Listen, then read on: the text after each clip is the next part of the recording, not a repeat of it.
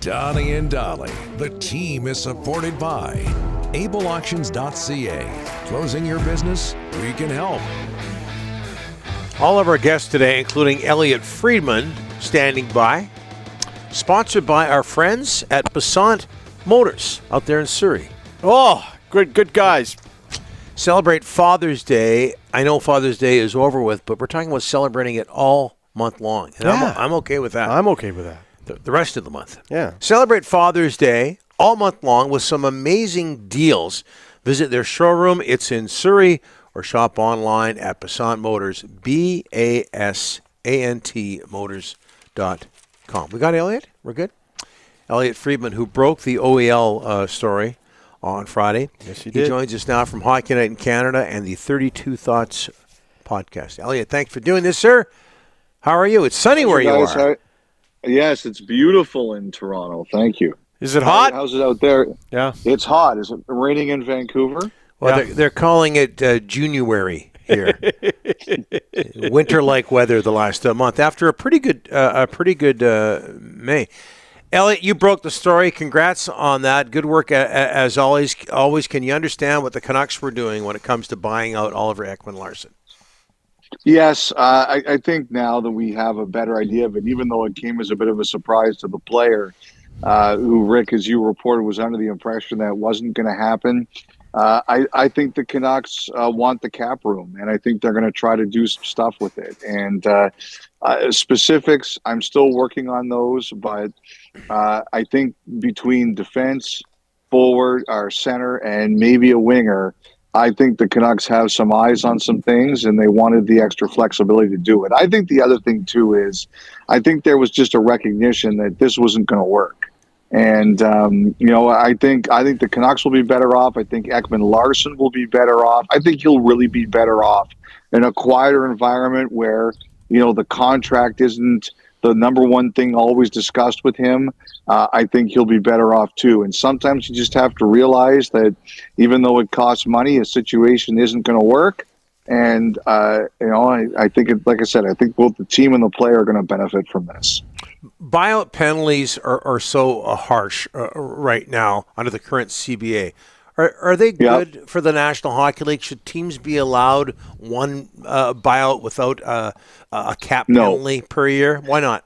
No, well, first of all, it's not that they shouldn't be allowed it, Don. It's just that it's like arguing like unicorns. Like, it's just not going to happen. The one thing is, first of all, is that the league wants a penalty. Like, if you sign a contract that's not a good contract, they don't want you just getting out of it for free.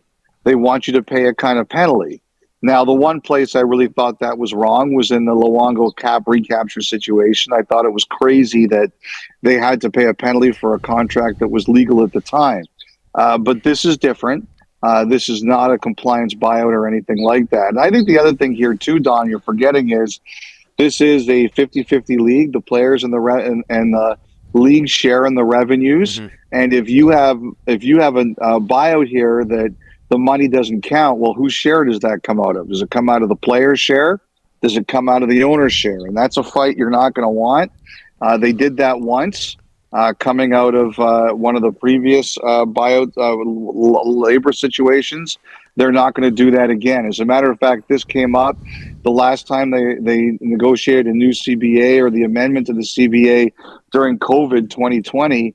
And one of the first things that was said by the league was that there will be no compliance buyouts. We're not allowing any money outside of the system. So, Don, I just don't think it's reasonable to expect. Elliotte, July 1st is still, we still got some time to get there. Do you think the Canucks still will try to move Garland, Myers, Besser? Because I was told they're still trying. They still have time to do some more stuff here? Yeah, I think they'll still try and look at a few things. I don't think there's any doubt about that, Rick. Jim Rutherford by now. He's capable of doing just about anything. I think that they, like I said, I think they're now you've got basically two holes you've got to fill on the blue line. You've got to fill Ekman Larson's hole, and you've got to fill Ethan Bear's hole. Like, these were guys who were regular in the roster. How are you going to go about doing that? Rick Tocchet's been talking a lot about a third line center. How are you going to find that? And so I think that they are going to continue to do things. I don't think this league is going to quiet down. I think there are some teams continuing to try to do things as we speak. And for that reason, I think we're kind of in a situation where Vancouver continues to look around. I think their maneuvering is far from done, far from it. Elliotte, do you have an update on Luke Schenn and the Maple Leafs? We are under the impression they're talking contract. Is there anything to report there? No, last I heard, they were still not that close. I think you're completely right. I think there is a desire for him to go back. I think there's a desire for them to have him. I think these are three separate conversations. One is the no move clause. One is term. I think he'd like longer than a year.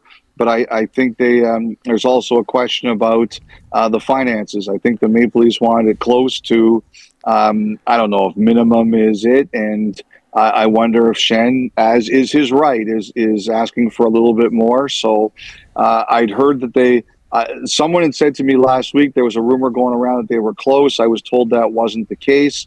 There's still time here. I know they'd love to have him back. Last week's rumor that it was close, I just don't think was the case.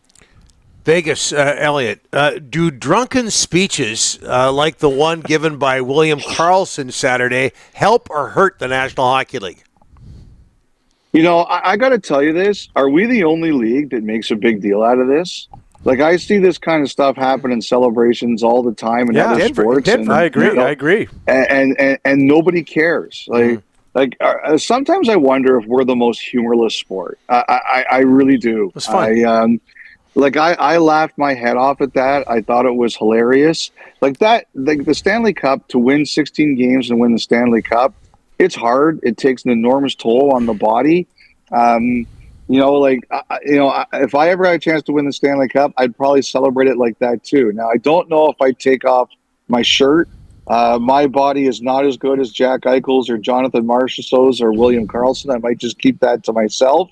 But I wouldn't mind. But I definitely have a few pops. There'd be no question about that. But honestly, guys, sometimes I think we have the most humorless sport. I see this stuff all the time, and I think we're the only sport that complains about it. I couldn't get enough of it. I watched it 3 or 4 times. I had tears in my eyes laughing. I was laughing, so I'm with you, Don. I think we can all relate. When you guys win your sports Emmy, I'll be at your party drinking my face off with the two of you, okay? Yeah. Could be a few years, Elliotte, few years. And I wouldn't be putting down your boat. I'm looking at the pipes and the gun. Wow, the gun show you're displaying today is very impressive, Elliotte. I'm pressing my fists up against the biceps to make. You should have wore a tank top, Elliotte. Yeah, I know that move well. I shouldn't. Hey, Elliotte, any reason to think that their UFA list, significant UFA list, is pretty short, Barbashev and the 3 goalies. Any reason to think they can't repeat Vegas next season? No, I don't think so. I mean, one of the things that I kind of talked about, Stone, they were able to add because Stone was hurt and legitimately hurt. I know people don't like the whole comeback for the start of the playoffs, but for me, the horse is out of that barn already. Patrick Kane, Kucherov, that's the way it goes. But Stone was legitimately hurt, and if that's the case anymore, they're really hopeful that the most recent surgery solved the problem. So that might take away the opportunity for them to add some more depth. But I look at what they've got, and the other thing about them is that when they see a weakness, they address it. They're aggressive, and players want to play there, Don. So when I see Vegas, I see a team that whatever faults it might think it has, they have a good chance as anybody at addressing them. All right, go do some curls. Thanks for this, Elliotte. All right, guys, take care. Have a great day.